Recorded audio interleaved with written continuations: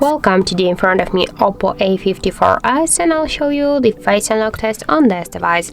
So just a couple of minutes ago I set up here my face recognition, and now I can unlock the device with my face, as can you see.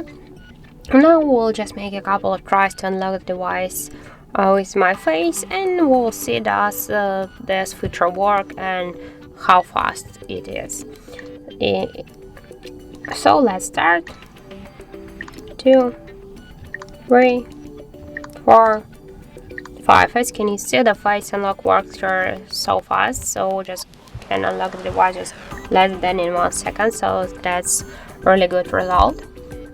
But I'll just try one more thing here, because just unlock the device before with the glasses, and I set up my face recognition with the glasses, and now I'll try to unlock it without them. So as can you see, that's also work. So that's it.